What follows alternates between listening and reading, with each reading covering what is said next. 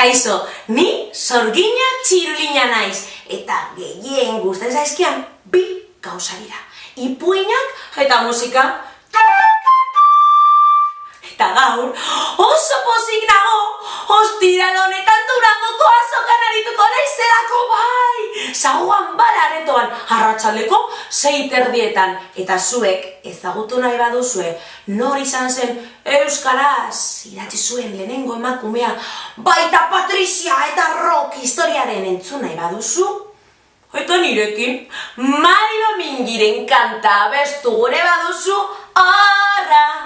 Mari Domingi, eta musika ezberdinak entzun nahi badituzu, badibidez reggae musika.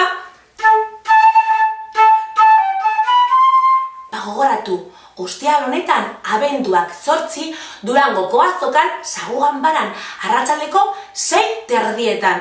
Han ikusiko dugu elkar.